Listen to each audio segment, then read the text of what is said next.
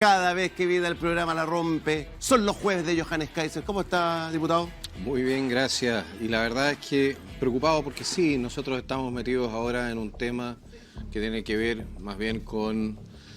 Bueno, es un tema que le preocupa a la ciudadanía, la probidad, la situación también de desorden político, de paralización del gobierno.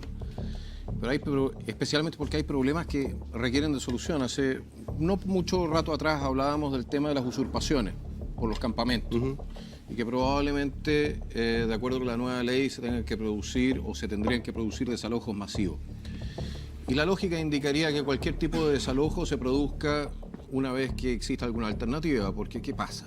Cuando uno desaloja y deja a la gente simplemente en la calle. Eso no es necesariamente una alternativa, vamos a tener que conversar eso más adelante. Pero de la mano de esto, yo iba reflexionando y decía, pero ¿no que habíamos liquidado nosotros los campamentos el 2004, el 2003? ¿No que ya no habían campamentos en este país?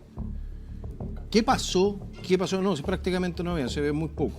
¿Qué pasó? Que volvimos prácticamente a los años 80 en materia de campamentos. Y ahí hay un factor que hasta el día de hoy este gobierno se niega a enfrentar como corresponde, y es el factor migratorio.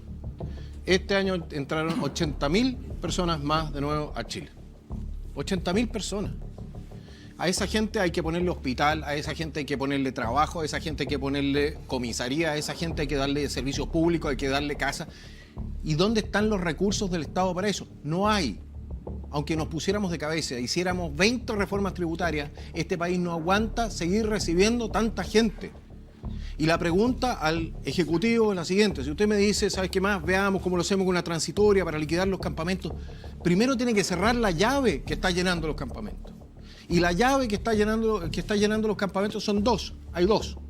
Una es la migración y la otra es el desastre económico que han causado y que ha causado desempleo de miles, de cientos de miles que ahora ya no pueden pagar sus arriendos. Ambas situaciones tenemos que corregirlas y tenemos que iniciar un programa masivo de construcción de vivienda. Ahora la pregunta también es, ¿con quién? Si las constructoras están quebradas o están quebrando masivamente porque el Estado no les paga sus cuentas. Entonces, señores, en el gobierno, en serio, no sé para qué llegaron al gobierno. ¿Ya? Yo creo, o yo suponía, que lo hacían porque querían hacer bien las cosas, querían solucionar los problemas. Nosotros tenemos los problemas identificados, sabemos cómo se solucionan estos problemas. Por favor, ¿tenemos que llegar los republicanos para hacerles la pega? Muchas gracias. Ahí está. Johannes Kaiser. Johannes, tú hablas de la crisis habitacional. Este gobierno asumió una crisis habitacional con 900.000 familias sin casa. Eran 700.000. 900.000 familias sin casa. Me acuerdo la cifra del ministerio. Y luego Johannes nos dijo. Y luego Johannes plantea, para que la gente lo sepa en su casa, para que la gente lo sepa, plantea al Partido Republicano como la gran solución. Johannes votó en contra de las 40 horas. Johannes votó en contra del sueldo mínimo. Johannes votó en contra del royalty. Johannes no cree en el cambio climático. ¿Esa es la alternativa que quieren para Chile? No creo que sea así, estimado Gonzalo. Oiga, ¿puedo defenderte? Usted me dijo que venía tranquilo y esas cosas, diputado. A ver, Johannes, ¿quiere decir algo? Permítame. Las 40 horas porque encabrecieron el mercado laboral, eso significó que mucha gente perdió el trabajo. Y de hecho, mira las cifras de desempleo. Uno. ¿Cómo si todavía no Respecto del cambio climático, yo sí creo en el cambio climático. Lo que pasa es que no creo que sacarle plata al bolsillo de la gente, hacer que la señora en la población se muera de frío porque no puede pagar la parafina, sea una solución al cambio climático cuando, discúlpame, pero si creemos en el tema de las emisiones, entonces es China. Es que pero déjame, yo te he escuchado en el hemiciclo 100 veces decir que no existe el cambio climático. No, yo no dije eso, no. A ver, Nelson, sé honesto intelectualmente. Yo lo que he dicho es que si hay cambio climático no es responsabilidad de Chile, porque nosotros, a ver, en total las emisiones humanas son 3% de las emisiones de CO2 en el mundo. Chile, de ese 3%, es el 0,3%. Entonces, el quitarle a la señora en su casa la posibilidad de comprar parafina porque le ponemos impuestos verdes encima, no ayuda en nada a nadie. Pero ¿sabe qué hace?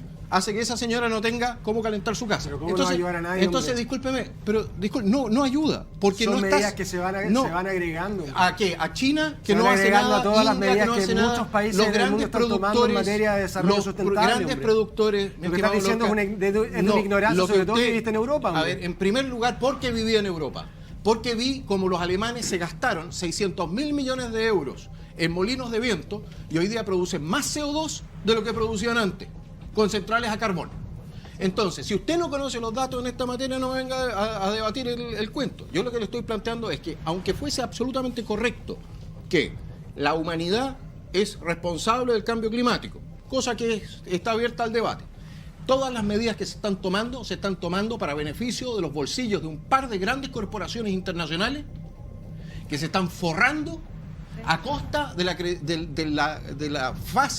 esta nueva religión que han armado, donde si tú criticas algo, entonces tú eres el malo.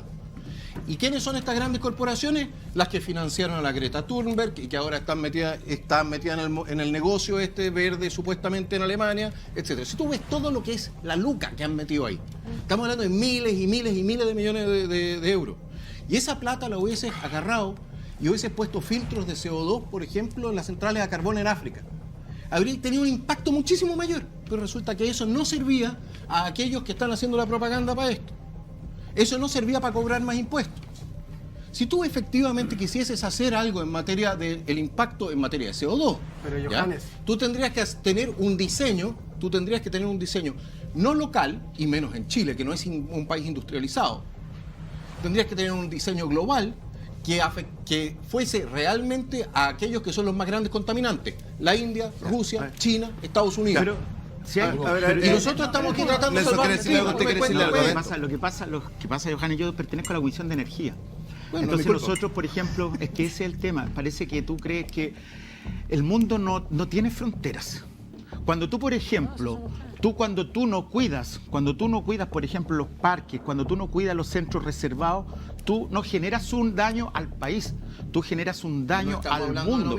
Y tú, en términos concretos, tú te has opuesto, por ejemplo, a temas como las áreas protegidas, señalando el mismo discurso que recién señalaste. No es correcto. Es que es así correcto, es que porque tú votaste en contra de las áreas protegidas. No es cierto. Y las áreas protegidas son Nelson, fundamentales yo voté para a favor el cambio. Yo voté a favor de Canal 13, le doy las gracias a Canal 13, les voy a mandar un par de esas así al matinal. Ya, se filtraron audios nuevos del caso Lencería, donde una de las protagonistas, Camila Pulisi, se vería bastante complicada con lo que se está filtrando. Póngame por favor el audio con las imágenes.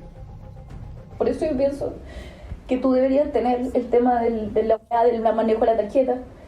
Yo sé que te vas a pasar plata, porque yo pienso que con los 5 millones que hay en la tarjeta no alcanza para hacer lo que hay que hacer, que las luces, las cámaras, y aparte de que no alcanza, yo tengo que transferir la plata de la fundación, porque no puede quedar plata en la fundación. Por lo tanto, yo transfiero la plata, tú con la tarjeta, por una razón evidente, que no estamos de acuerdo, ¿cierto? Transfiero toda la plata a la cuenta del hotel, tú te quedas con la cuenta del hotel, se hace lo que hay que hacer y después lo que quede, conversamos si quieres dividirlo, cómo nos vamos a ir, eso después, ¿me entendés? Pero primero que hagamos lo que hay que hacer. Ya, a ver, Euge, sí. Euge, déjame frizar la imagen atrás, porque hay dos figuras que quiero que la gente empiece a entender para poder entender estos nuevos elementos que están saltando de la arista. Acá hay dos personas, vamos a correr, aquí está Sebastián Polanco y Matías Godoy. El socio del Pololo. A ver, hoy día habló el señor que está abajo, Matías Godoy, para ir entendiendo qué es lo que pasó, porque aparentemente lo que indica es que parece que estos 250 palos, este fast track que hubo, ¿cierto?, para la fundación, hubo un mecanismo distinto en este caso, parece. A ver, Matías Godoy lo cuenta, a ver, póngale play. Diciendo que Sebastián estaba molesto, pues creía que ella había mantenido relaciones sexuales con una persona que le habría aprobado el proyecto, a quien no identificaron, para efectos de conseguir los recursos. Hasta el día de hoy no sé a qué persona se refieren. Minutos más tarde se empujaron, se golpearon, Sebastián tuvo que dejar la oficina y Camila se puso a llorar delante de mí intentando victimizarse. Diciendo... A ver, ya, esto se está poniendo negro. Johannes. Estaba pensando que cuando tú tienes una crisis en una empresa, cuando tú tienes una crisis en una empresa, una gran crisis, y los socios no confían entre ellos, no, hacen una auditoría externa. Lógico. Para aclarar qué es lo que está pasando, se hace una auditoría externa de todas las cuentas de la empresa, etcétera. Yo a esta altura me estoy preguntando si no deberíamos crear... Sí, es que ese es el problema, la Contraloría es la Contraloría interna. Yo a esta altura me estoy preguntando si no deberíamos crear la institucionalidad para poder traer literalmente y hacer una auditoría externa de todo el país. Parte por parte, ir identificando entonces dónde está la escoba, ir limpiando cada fallo y que sea una auditoría, por ser externa, que no dependiese de ningún sector político, hubiese sido contratada por el Estado y nos permitiese efectivamente en algún momento decir, ¿sabes qué más? Bueno, terminamos este sector del Estado, ahora empezamos con este otro, pero que efectivamente podamos confiar en que lo que queda es la gente honesta dentro del Estado, son las estructuras que corresponden, que también nos dé el input, nos dé la información que requerimos para quizás mejorar los procesos, porque así como está esta cuestión en este momento, yo la verdad es que no veo cómo lo podemos hacer por medios propios, manteniendo las confianzas o recuperando las confianzas. Debemos mejorar el sistema democrático y el país en no empezar a tratarnos de ineptos o de cabros chicos como lo hace permanentemente Francisco, porque si tú maltratas de esa manera a tu contraparte, a tu interlocutor, es muy difícil, no estás generando puentes, estás generando murallas y es más difícil conversar. Y por otro lado, cuando pones como requisito para hacer cualquier cosa, como mejorar las pensiones de los chilenos, pones como condición sacar un ministro, la verdad de las cosas que no corresponde. De hecho, la acusación constitucional que va a llevar adelante Republicano, medidamente y calculadamente, va a tener que ser votada finalmente cerca del 11 de septiembre. ¿En qué ayuda eso al sistema político cuando saben exactamente por ley orgánica constitucional que regula las funciones del Parlamento? Justamente lo que va a ocurrir es que esta se va a terminar votando en esa época. Entonces, al final, lejos de limpiar, lejos de ayudar, lejos de coadyuvar a que resolvamos políticamente este asunto que nos afecta a todos, porque hoy día nosotros estamos en el poder, mañana ustedes van a estar en el poder, y el sistema mientras no se arregle, lo que va a generar esto... Que no sea mañana, exactamente. Que no sea mañana, exactamente. Claro, como lo quiere sostener don Carlos Larraín. Don Carlito. Lo que tenemos que hacer justamente es ponernos de acuerdo en términos serios. Aquí las acusaciones constitucionales, como la están usando, no corresponde al uso que la Constitución establece, porque de hecho de las cinco acusaciones constitucionales en ninguna de ellas se ha logrado corroborar la infracción de alguna norma constitucional o a una ley. Y en ese sentido existe otro elemento, la interpelación. Y la interpelación tiene que ver con la gestión. No tiene que ver con el contenido de la prueba. La Cámara de Diputados lo que hace es establecer si hay mérito suficiente para proceder a despachar la acusación al Senado. Sí. Nada más. Entonces, es una decisión política. Sí. Yo podría literalmente traer confesiones de los autores y si no existe una mayoría política en la Cámara, no continúa. Entonces, no planteemos de que estas 5 acusaciones que hemos presentado no tenían mérito en la razón de la juridicidad, lo que no tenían era el respaldo político, que son dos cosas distintas. Sí. Y por otro lado, yo lo planteé aquí también hace un tiempo atrás al diputado Ilavaca, cuando estaba siendo mi contraparte. Y le dije, háganlo ustedes, por favor. Pidan ustedes la responsabilidad política del ministro. Ustedes, socialismo democrático. Háganlo ustedes, por favor. ¿Por qué? Porque aquí tiene que rodar una cabeza. Ustedes dicen que no. Yo digo que el sistema político... Pero, Johannes... Déjame terminar la idea, por favor. Permíteme, para que continúe, permíteme solo una cosa. ¿Cuáles son los antecedentes? No, que no te lo voy a decir ahora, pues no me corte la idea. No sea descortés. A mí me corta la idea, no, yo no lo he hecho. Dígame usted, ¿cuáles son los antecedentes que tienen en contra... Déjeme terminar la idea. En contra del ministro. No se puede responder. Ya, siga con la idea. Entonces, cuando usted tiene una crisis tan grande como esta, y lo conocemos de toda la historia de la humanidad, se busca y se encuentra un responsable o varios responsables si es necesario, y esas personas son lo que llamamos el Cordero de Dios, los que quitan el pecado del mundo. Así es. Sí. El sacrificio. Y tienen que ir al sacrificio. Tienen que ir al sacrificio, ¿por qué? Porque son los responsables, en este caso responsables mediatos o inmediatos del pecado cometido, que en este caso es un pecado de corrupción. Y es tarea del presidente, en primer lugar, decir, ok, tú y tú no cumplieron con los mínimos, no han dado el ancho o se corrompieron. fuera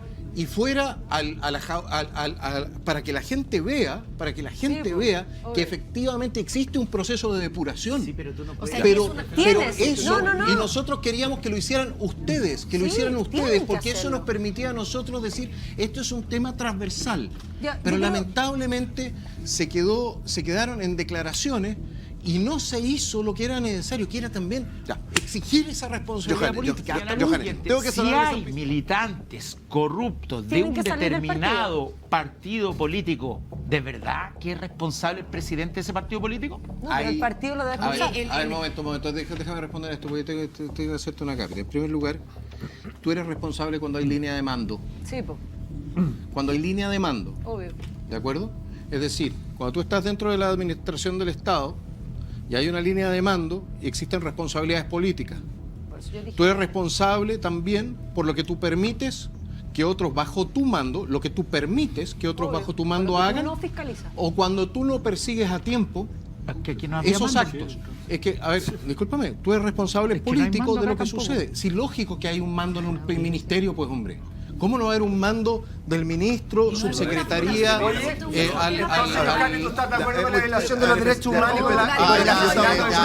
No, pero déjame No, terminar. es que tengo una persona. Pero Es que tiene Gustavo, acusaciones a ver, constitucionales. Aguántenme, Uno de los muchachos, principales espérate, responsables, Gustavo, pero Gustavo, usted Gustavo. hizo Es uno de los Gustavo, principales te prometo que a la republicanos. vuelta vuelvo contigo, porque tengo una persona en Zoom. conectada. Les prometo que volvemos a este tema, les prometo que tengo una persona invitada por Zoom, no quiero que se me vaya.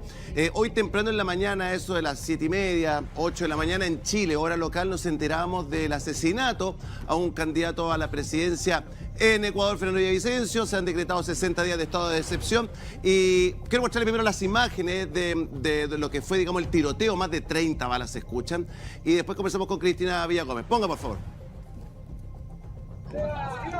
Ahí está saliendo de un meeting en Quito.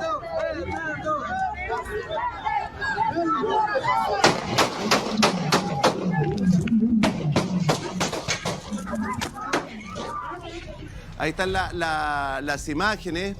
Recibió 3 balazos, llega de urgencia a la clínica, no puede ser salvado. 6 detenidos, uno muere también. La pregunta es, está Cristina, ¿no? A ver, Cristina, ¿nos puedes contar un poquito de esto?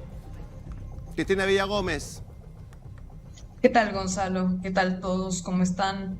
Un gusto saludarles. Qué pena saludarles con una noticia tan terrible como la que ha acontecido. En efecto, Fernando Villavicencio estaba saliendo de un mitin político. Fernando en estos momentos, dependiendo de las encuestas, ¿no? Que siempre pueden cambiar algunos resultados, pero de las encuestas más serias en el país era la persona que estaba segunda como opción para la presidencia. De seguro iba a haber una segunda vuelta porque la candidata del correísmo va primera, pero el segundo, el que podía dar la pelea y tal vez unificar a los diferentes votantes del país, era Fernando Villavicencio. Fernando Villavicencio fue una persona muy relevante en la lucha contra la corrupción en el Ecuador. Me atrevería a decir que tal vez una de las figuras más relevantes de la década, sobre todo durante el gobierno del correísmo. Fernando denunció más de 260 casos en contra del correísmo, casos de corrupción en contra del correísmo y de otras figuras políticas. Eso, por supuesto, le generó muchísimos enemigos. Y parte de las cosas que pasaron en estas últimas semanas con respecto a Villavicencio fue que recibió varias amenazas de un narcotraficante que se encuentra en las cárceles del Ecuador, alias Fito.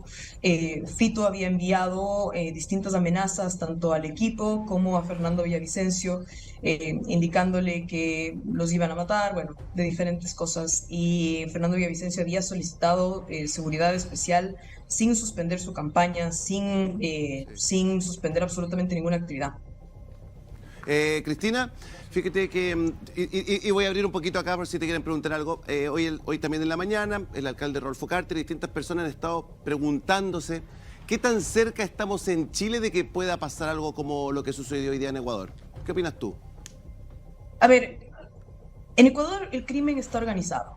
¿ya? Yo me atrevería a decir que en Chile esa no es la misma situación. En Ecuador lo que está pasando es que el crimen ha logrado penetrar diferentes organizaciones del Estado y es lo que estamos viendo ahora, porque, por ejemplo, después del asesinato de Villavicencio, toman presa a la persona que disparó y que realmente mató a Villavicencio, lo llevan a la comisaría de policía. Y en la comisaría de policía matan a este sujeto 3 horas después de haber matado, de que este tipo matara a Fernando Villavicencio. Es muy sospechoso, ¿verdad?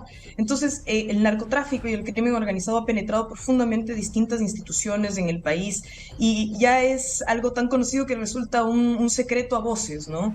Yo creo que Chile está todavía lejos de eso, aunque no tanto, no por mucho, pero, y no por mucho tiempo, pero estamos lejos todavía de llegar al nivel al que se ha llegado en Ecuador. Yo me atrevería a decir que el crimen organizado en Chile todavía no está tan organizado, aunque no significa que no sea aterrorizante las cosas que hacen, ¿no? Gustavo, tú querías preguntar algo, ¿no? Sí, básicamente que... hola, Cristina. Cristina. No, básicamente que respecto de este caso, de este terrible asesinato, hay más preguntas que respuestas, digamos. Y una de esas tú la acabas de mencionar, el hecho de que llevaron al presunto asesino a una comisaría y no directamente al hospital. Y luego la segunda pregunta que hay, de acuerdo a lo que yo he escuchado, es justamente que al parecer el candidato iba con el exministro del Interior, con una guardia importante, pero lo hacen salir al candidato asesinado por una puerta distinta que el exministro del Interior. Y en ese sentido eso también genera alguna suspicacia. Sí, mira, lo que pasó fue lo siguiente. A Fernando Villavicencio había solicitado un auto blindado. Ese auto blindado estaba llegando de Guayaquil a Quito y ese auto blindado llegó 5 minutos después de que asesinaran a Villavicencio. 5 minutos después. A Villavicencio lo metieron en un auto que no era el de él y la seguridad, en realidad si tú te fijas en el video, su seguridad falló por todos los lados, porque cubrieron una parte de Villavicencio, cubrieron la salida de Villavicencio, pero no el otro lado de la camioneta, que es por donde lo matan. Y con respecto al presunto asesino, no había para qué llevarlo al hospital. Realmente esa persona parece que no estaba herida, al menos de los reportes que se han hecho públicos en Ecuador, esa persona no estaba herida. Por eso se le llevó directamente a una comisaría donde resulta asesinado. Yo quisiera decirles que hace más o menos unos 6 años, el crimen organizado tuvo una manifestación muy visual, muy grande en mi país. Volaron una comisaría de policía que estaba en el norte del país y cuando la prensa fue a cubrir ese acontecimiento, secuestraron a 3 periodistas, los decapitaron y después de mucho tiempo y muchas negociaciones devolvieron los cuerpos de los periodistas. Ese fue un hecho que marcó la presencia del narcotráfico en el país y después de eso, todos los días los ecuatorianos empezaban a decir algo que se está volviendo usual también en Chile, que es decir, esto no pasaba aquí antes, porque Ecuador era un país seguro y lo que vivimos ayer nunca nos había pasado, jamás nos había pasado. Por eso es tan estremecedor. Cristina, te doy las gracias por este contacto y te vemos el domingo. Cristina es parte de los panelistas estables de Indultados. Muchas gracias, Cristina. Domingo a las 21 horas Indultados. Que esté muy bien, Cristina. A principio de este gobierno gracias. yo me acuerdo que se denunció que en Chile había llegado el tren de Aragua. La primera reacción fue de negación. Fue decir, no, en Chile jamás, nunca. Pero ya estaba instalado. Se dijo que no habían antecedentes. Ya estaba, no, pero ya estaban instalados en el norte, ya estaban actuando, lo sabían aquellos que querían saberlo, lo sabían, los que querían saberlo. Nosotros descuidamos nuestra frontera, descuidamos el control de frontera, descuidamos nuestro orden interno, descuidamos... ¿En qué gobierno? Descuidamos en todos los gobiernos para atrás. Pero espérese, claro. si para atrás también, si ha habido jueces que han sido condenados por consumir droga, ¿Quién detuvo al líder del tren de Aragua? ¿El gobierno de Piñera o este gobierno? Está bien. ¿Y quién lo reconoció? Pero más allá de eso, separación de poderes del Estado. déjame plantear lo siguiente. Este país ha pensado, porque hemos sido históricamente una isla, que siempre lo que venía de afuera era mejor que lo que teníamos. y desconocimos completamente la necesidad de conservar nuestra sociedad libre de elementos negativos que pudiesen entrar a la misma. De hecho, todo aquel que en algún momento advertía era tratado de fascista, de racista y que no sé qué, xenófobo y no sé otras cuestiones. Porque advertíamos, ojo, que aquí llega gente buena, pero llega gente muy mala también. Y esos no tuvieron ninguna vergüenza en tratar así a la gente que advertíamos. ¿Ya? ¿Qué hacemos ahora? Siguen entrando. ¿Qué hacemos con las mafias nacionales y extranjeras que ya están acá? A las extranjeras las tenemos que expulsar. Y les tenemos que liquidar de una vez por todas sus redes de apoyo. En este país, tú acercas a los criminales a sus redes de apoyo en vez de separarlos de ellas. Y esas son resoluciones de la Corte Suprema. Tenemos que purgar la fiscalía de todos los elementos que estén relacionados con este tipo de criminales. Las cortes, porque tenemos cortes, tenemos jueces que han estado relacionados con este tema. Me acuerdo fue la Corte de Rancagua. No, muchachos, a ver, Entonces, Johannes. aquí necesitas un control, aquí necesitas inteligencia, necesitas contrainteligencia, necesitas control de frontera, necesitas una policía potente, necesitas un poder judicial que realmente haga la pega. Okay, ya. Tengo que solar a mis auspiciadores. Un tema Póngame la que es portada. sumamente profundo que tiene que ver con que nosotros muchas veces sembramos viento y no sabemos las tempestades que pueden ocurrir en el futuro, como ocurre en Ecuador. Cuando las instituciones fracasan, cuando las instituciones se fracturan, entra el narcotráfico, entran un montón de situaciones que después ya es muy difícil de controvertir. Entonces, ¿cuáles son mis dos reflexiones? Primero, el gobierno lleva 5 acusaciones constitucionales. En igual periodo en el gobierno de Piñera había una. Segundo, las acusaciones constitucionales en este tipo de sistema político, que es un sistema presidencial, no son de carácter político, sino que tienen que ver con contravenir lo que señala la Constitución. Entonces la ley. Entonces uno puede políticamente estar muy en contra, pero eso ocurre en los sistemas parlamentarios. Ahora, si queremos tener un sistema parlamentario, créanme que yo soy bastante cercano a ese sistema. Y tercero, con esto sí termino, estimado Johannes. El principal motor del narcotráfico, ojo, es la opacidad de los flujos de capitales. Y eso tiene que ver con que es fundamental levantar el secreto bancario. No. Yo voté a favor del levantamiento del secreto bancario. Johannes, ¿cómo votaste tú? El secreto bancario tú lo levantas cuando lo pide un fiscal y se lo entrega a un juez. Sí. El secreto bancario, mi estimado, tiene la siguiente razón de ser. Si usted quiere saber con quién yo comercio, pregúnteme. Si usted quiere saber dónde yo voy a cortarme el pelo, pregúnteme. Se lo voy a contar encantado. Pero yo no voy a tener, ni voy a disponer de la privacidad de miles y miles y miles de personas, porque tú no solamente ves las transferencias de miles de millones de dólares cuando levantas el secreto bancario, tú puedes seguir completamente el patrón de conducta de una persona. Puedes establecer también las relaciones que tú tienes con terceros. Y no solamente eso. Tú puedes entonces, en un país que también se ha dedicado a la funa, sobre todo gracias a cierto sector político, tú puedes entonces empezar a perseguir a las personas que están en conexión con la persona que tú querés funar, para aislarlo. Está bien. Entonces, mi estimado Nelson, si usted quiere, yo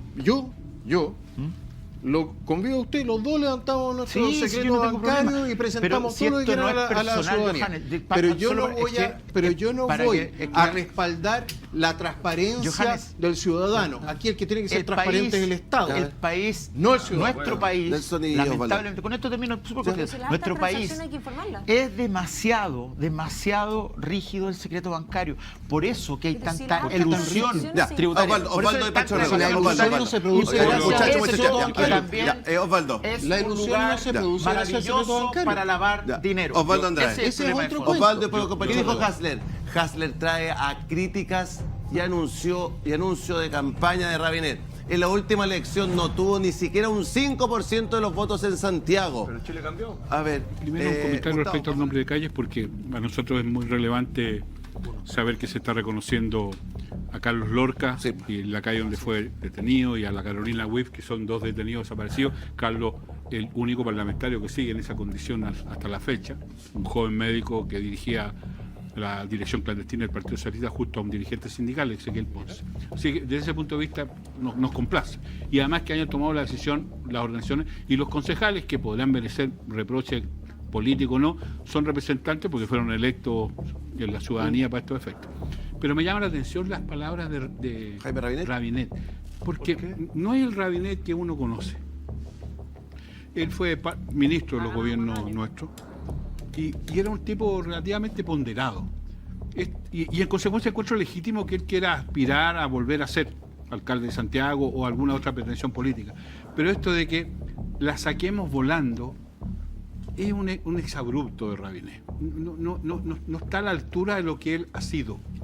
Rabinet cambió para el 1810. También. El 1810 yo lo vi uno de los pocos políticos. ¿Sabe cómo se saca volando a las personas de algún lugar? Violentamente. Bueno, eso, así se llama saquemos volando. Y por eso, perdona, termino con esto, diputado. Bueno. Entonces, muy corto. Entonces, me llama la atención el exabrupto, el exceso verbal. No es el ministro de Defensa que uno conoció. No es el alcalde que uno conoció. Yo entiendo que puede estar muy molesto, no le fue bien en la última elección. No quiero generar un debate en eso. Me llamó la atención y esto de que saquemos volando.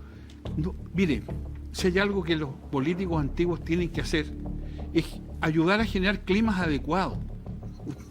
Yo no me compro el ventilador normalmente, usualmente trato de... Esto no ayuda. A ver, Johannes. No, yo lo que planteo es que habiendo sido Jaime Rabinet alcalde de Santiago, habiéndose sido testigo de lo que se hizo con Santiago para el 1810, yo creo que todos nosotros el 1810 nos marcó. Sí. A todos nos marcó. Y ahí sí trataron de sacar lo que hizo ese proceso, que fue extremadamente violento, no solamente desde el punto de vista del daño material, sino que del daño psicológico que se le hizo a la sociedad chilena, por el miedo, por el temor, por lo que la gente experimentó, ha sido efectivamente agudizar las contradicciones, compañeros. Y esa agudización de contradicciones tiene consecuencias. Tiene consecuencias, porque a toda revolución sigue una reacción. El daño producido siempre como que insta a equilibrar el karma, a generar el equilibrio. Y eso es algo que lamentablemente muchas veces no se entiende por parte de quienes lanzan la primera piedra. Entonces, yo la verdad es que entiendo lo que dice Jaime, porque yo soy también una persona que cambió su visión de la política chilena después del 1810, y mucho. Y respecto, y especialmente de un cierto grupo de personas que estaba representada en el Congreso en ese momento y que le dieron el respaldo político a lo peor que yo he visto en mi vida, consciente. Yo estoy Entonces, ahí hay un tema. Yo, sobre el punto de las calles... José Antonio Caz no diría eso respecto a Boric. Por ejemplo, el presidente del Partido Republicano, a quien conozco, compartí con él el Parlamento, no diría eso respecto al presidente de la República. ¿Qué dije y podría yo utilizar respecto los al mismos presidente de la argumentos, República? que lo van a sacar volando. Yo creo que José Antonio no diría pero eso. él se refiere a sacarla volando de la urna. Se refiere desde la urna. Tú lo sabes. A ver. Él dijo cosas peores, Boric, de Piñera, que esto, por el amor de Dios. Pero tú sabes. Es totalmente insuficiente, porque lo que hay que avanzar es a romper con los pactos de silencio institucionales que todavía existen, romper con el secreto de los informes sobre la violación a los derechos humanos, que exista castigo, porque lo que está pasando es que a 50 años la gran mayoría de los responsables directos de la violación a los derechos humanos están en impunidad, partiendo por los cómplices civiles, como el caso de Miguel Kast, el pariente del principal candidato de tu partido. Entonces hay que avanzar hacia allá, hacia una efectiva verdad, justicia y reparación hacia las familias, o si no, todo lo demás va a quedar en segundo plano. Mira, a ver, te voy a plantear una cosa, porque a nosotros nos echan en cara que a nosotros no nos interesa este tema.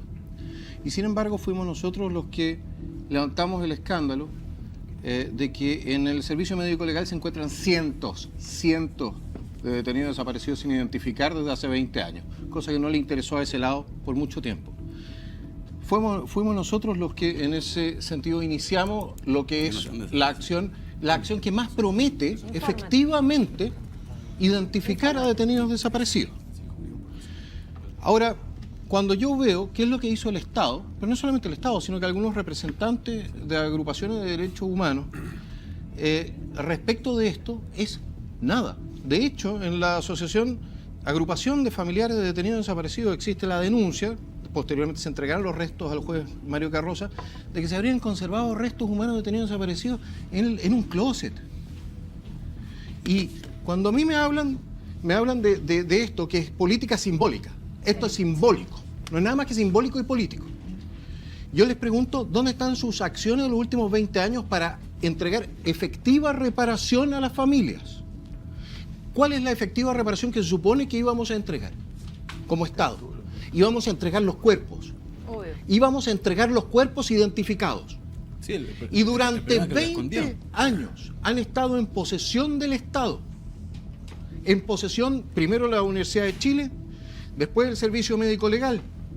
Han estado distribuidos por distintos jueces que han agarrado entonces estas pruebas y se los han llevado al Poder Judicial. Nadie sabe dónde están todos, pero están en poder del Estado, sin ser identificados y por lo tanto teniendo un tremendo impacto en las causas penales que se están siguiendo y por supuesto que en las familias, porque muchos familiares están falleciendo sin que le entreguen su cercano. Entonces, cuando a mí me vengan alguien del Partido Comunista, cuando venga alguien de la izquierda a hablarme del tema de derechos humanos, yo le respondo lo siguiente: ustedes han estado en el poder durante 30 años. Más o menos, sí, también. Han estado en el poder y no les interesó lo suficiente como para utilizar el poder político del que disponían para ir y decir, hagamos las cosas como corresponden. ¿Dónde está el programa? ¿Dónde está el programa de identificación genética? ¿Dónde está el programa? ¿Dónde están los programas efectivamente para recopilar esta información y empezar este 11 de septiembre? Yo les voy a decir una cosa. Miren la oportunidad que se perdieron. Este 11 de septiembre, Gabriel Boric debió haber entregado a esas 360 y tantas personas a sus familiares. Pero se dedicaron a hacer política simbólica. Y a mí, yo tengo mi postura respecto a lo que fue el gobierno militar. Condeno las violaciones de derechos humanos, pero tengo mi postura y creo tener derecho a tenerla. Pero le voy a decir una cosa. Es una marca, es una vergüenza quedar en la historia de la izquierda chilena y también de nuestro sector, el que no hayan hecho nada al respecto de este tema durante 2 décadas. Y tuvieron que venir republicanos a hacerlo. Muchachos, aguántame un segundito.